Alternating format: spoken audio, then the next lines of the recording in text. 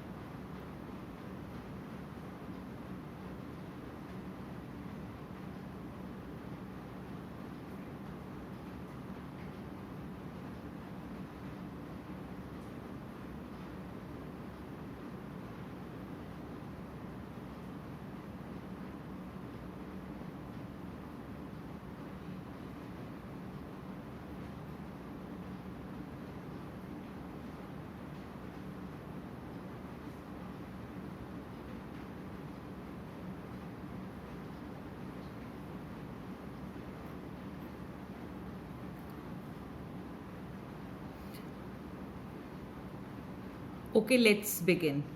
You will open page 43 of your book. It is chapter number 3 and the heading is force and pressure. So, you are required to note from here a force may produce the following effects, and you need to know all these. A force may start motion in an object which was in rest. A force may change the speed of an object or the direction of motion of the object, or both magnitude and direction of the velocity of the object. Then a force may bring a moving object in rest, and lastly a force may deform an object, that is, a force can change the shape and size of the object. So if you are asked a question that what are the effects of force, then these are the 4 points that you need to mention.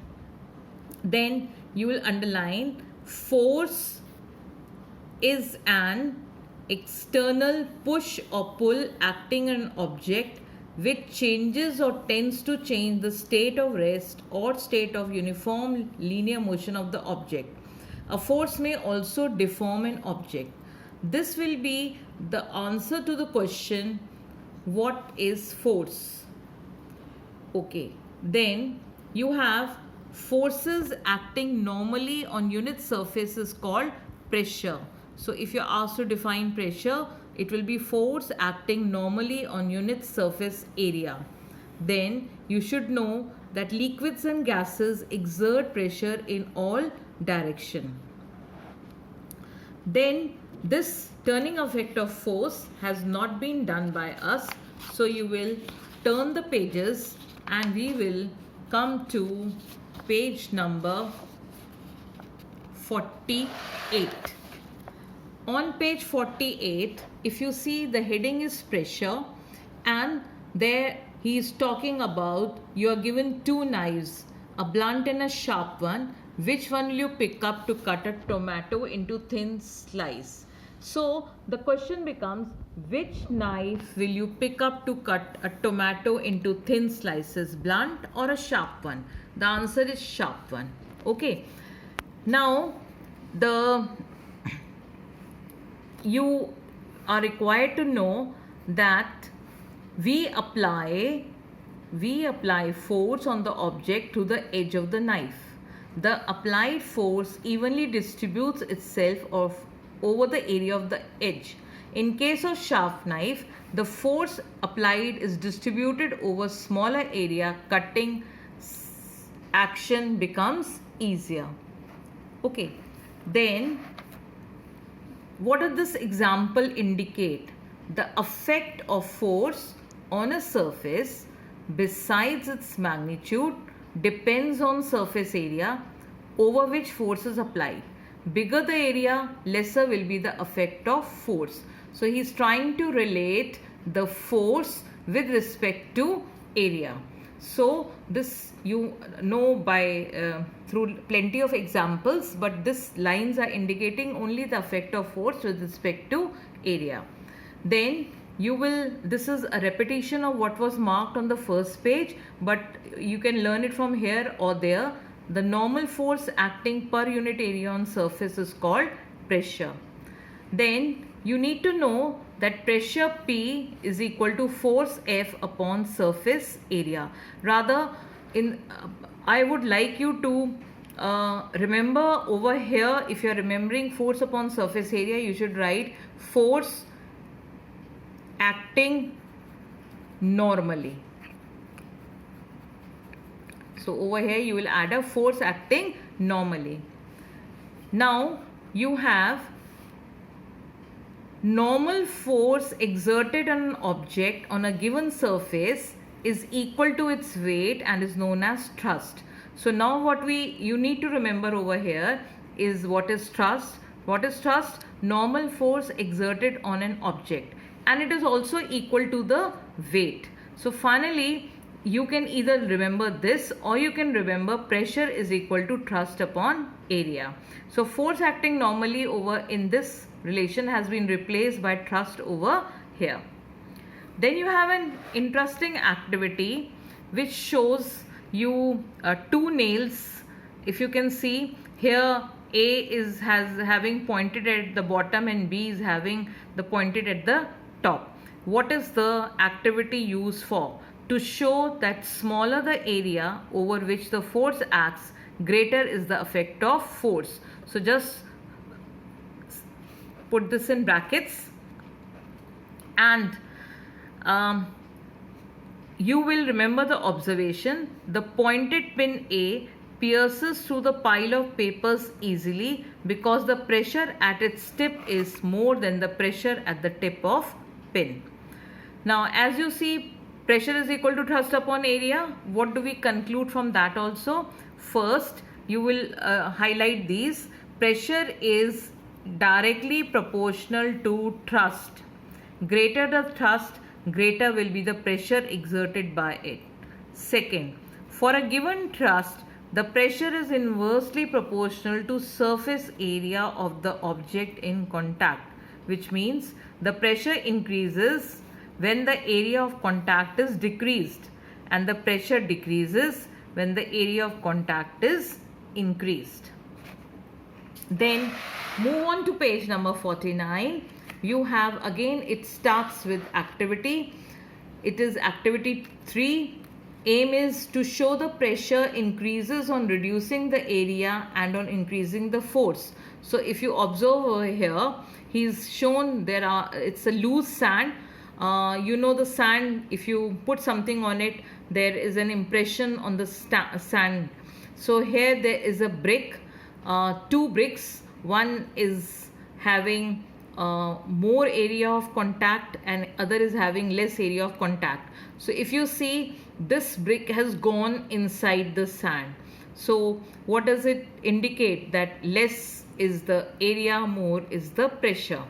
In this case, what is happening is that he's taken one brick, and here he's taken one brick on the top of other, and you will find that in the second case the first brick has gone inside the sand completely. So basically these two activities of keeping bricks on the sand, first activity indicates the effect of pressure with respect to area. The second activity indicates the effect of pressure with respect to thrust. Here it indicates that less is the area, more is the pressure. So it is going down more. Here it indicates that even though the area is the same, more is the thrust, more is the pressure. So here the going down of the brick is more in comparison to this place. Then you have next topic, which is indicating about the SI unit of pressure. So you should know unit of thrust is Newton, unit of area is square meter square. So unit of pressure is Newton per square meter. Okay, this line underline. Then this unit is also known as Pascal. All you remember, 1 Pascal is equal to 1 Newton per meter square. Then you should practice these numericals. We had already done number of numericals in the previous classes, but practice these two numericals, and then there are another two numericals on the next page also, which you need to practice. Over here I would just like you to write down so that you don't make mistakes. Remember this conversion: 1 meter square is equal to 10,000 centimeters square, and or 1 meter square is equal to 10 to the power of 4 centimeters square. So you should know the reverse also, that 1 centimeter square is equal to 10 to the power of minus 4 meter square. So this conversions you should remember for doing the numericals. You can write down over here in your book. Then we come to these applications. So see, there are these applications we have discussed, but when they come in the question forms, you have to do them all. First one is as to why do you have knives, blades, axes, scissors, etc. having sharp cutting edges? And the answer is there: on sharpening, the area of contact decreases and pressure on the object increases. As a result, cutting action is smooth and fast. Then you have drawing pins, nails, sewing needles, etc. having pointed tips. Again, why? So that they penetrate easily into surface, right? And over here you can write pointed tips have less area of cross section, so they penetrate easily into the surface. So only sentence that you have to add over here is that they have less area of cross section, so they penetrate easily into the surface. Okay, then your school bag and your shopping bags have broad straps. Now why do they have broad straps? So as to reduce pressure on your hands or on shoulders. Again you will write that broad straps have more area, so pressure is less. Then the handle of your suitcase is broad and thick, so as to reduce pressure on your hands when you carry it from one place to another. The same reason, that more will be the area, less will be the pressure. From this line will be common over here. Then on next page you are having shoes and sandals having pointed heels are not comfortable to wear because they exert more pressure on the ground than regular flat heels. So can you see this high heel sandal? We had done it on the first class also. So when you are walking with this kind of sandal, the area over here is, you can write area is less. Okay, so area is less, pressure is more, so obviously this will go inside. Then you have heavy vehicles like trucks and trawlers are fitted with 8 or more wheels, so that area of contact with the ground is increased and pressure is reduced. Similarly, the rear wheels of tractors are made wide so that the tractor may move easily over on the soft ground. So again, you will remember over here that they have more wheels so that big wheels, broader wheels, so that the area of contact is more and the pressure exerted is less. Even the army tanks, this point also you will do. Army tanks have, again, they move over broad steel tracks, right? Steel tracks increase the surface area, which reduces pressure on the ground. Hence, wheels of army tank do not sink into the ground.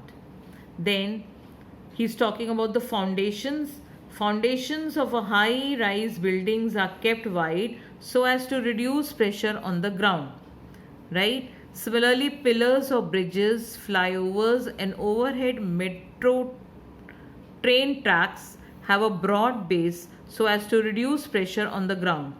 Okay, so the broad base, less will be the pressure. So basically, see, there are different types of situations where we are increasing the surface area to reduce the pressure. Then you come to a camel. This we had done. I told you about the camel and the elephants. A camel can walk easily even on a sandy surface because it has broad feet and hence it exerts less pressure. Consequently, its feet do not sink much in sand as compared to that of a horse. Then, can you see this? A skier with long and flat skis. So, in the polar region, sledge vehicles are used which have no wheels. In the absence of the wheels, a sledge has larger area of contact with snow and exerts less pressure. So it does not sink into the snow and can be pushed easily. So they have a long flat thing so they can easily move around. So then skiers, this is about the sledges. This was about the sledges. Here they are talking about the skiers, which is shown over here. Okay, so this all applications have to be done. Then, can you see these railway tracks? Can you see below that they have sleepers? So steel rails of railway track are fixed over white concrete sleepers. These increase the area of contact and hence decrease the pressure exerted by the weight of the train on the ground. Then coolies.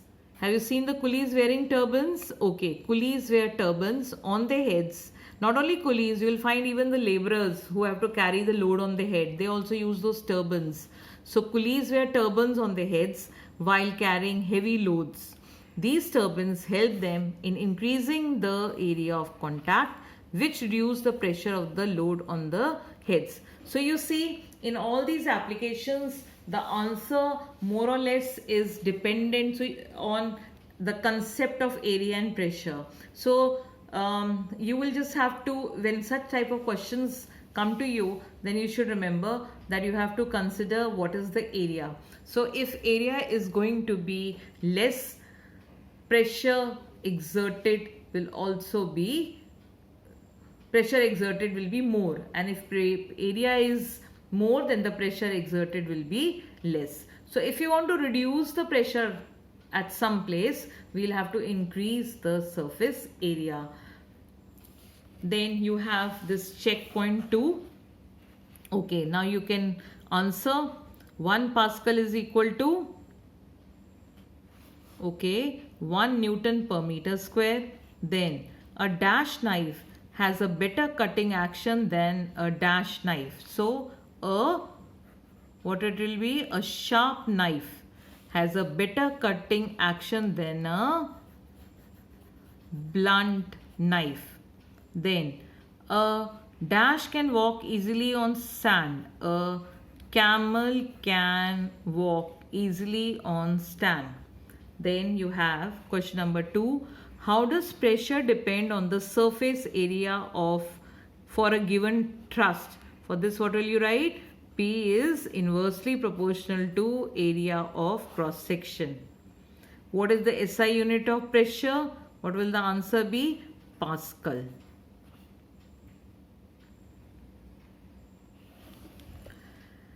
Now, this, when we were talking all about this, it was dealing with the pressure exerted by solids. Now we come to liquid pressure.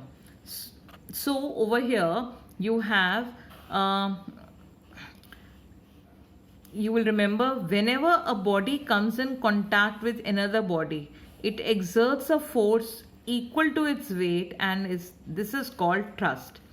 Thrust acting per unit area is called pressure. A liquid contained in a vessel exerts thrust at all points below its free surface and thus exerts a liquid pressure. So important line over here is only this: a liquid contained in a vessel exerts thrust at all points below its free surface and thus exerts a liquid pressure. So he's shown this in activity 4. This is a long tube with both ends open, and there is a membrane over here. It is a stretched rubber membrane. Stretched rubber membrane means when you have a thing, something like a balloon, that when you have seen that when you put air into the balloon, the membrane stretches. That kind of membrane is over here. Now this is filled with the water, and you will find, and you can observe that it has been bulged out. So you have, this activity shows that liquid exerts pressure, and observation, you'll remember, there is a large bulge produced in the rubber membrane.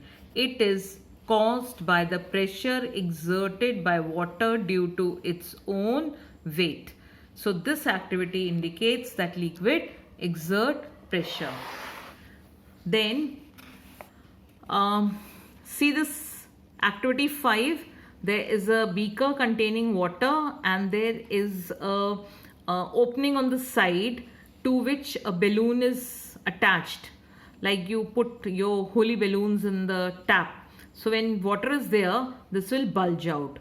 So that means the balloon is on the sides, so the pressure is exerted on the sides. So we call this as lateral pressure.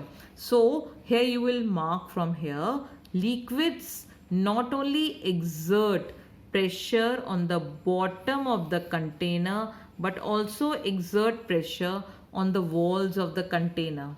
The sideways pressure of a liquid is called lateral pressure. So this is the definition for the answer. This is if you ask what is lateral pressure, then you should know the sideway pressure of a liquid is called lateral pressure. And then this is an activity to show that liquid exert lateral pressure. So here you underline this also. The balloon starts bulging out as you pour more water. The balloon is inflated more and more. It shows that water is exerting a lateral pressure. Okay. You have next topic as factors affecting liquid pressure. So we can see only the activities today, and then we will mark it next time. So first, he's shown an activity. You underline this activity to show that liquid pressure depends on its density. Can you see these two tubes? One, there's water, another there's kerosene, and both the heights are at the same level. But the bulging in this case is more than the bulging in this case. So what do we conclude? That the bulge of the river membrane is more in the tube filled with water than that in the tube filled with kerosene. It is because water is denser than kerosene. So this shows that liquid pressure depends upon its density. Okay, so from here you will mark that higher the density of liquid, higher will be the pressure. Okay, in other words, pressure of liquid is directly proportional to its density. So here we will end our class, and next time you will again meet with the books and your copies so that you can write certain things. We'll proceed with further discussion of the text from the chapter and do the exercise also. Okay children, Goodbye. Meet you next time.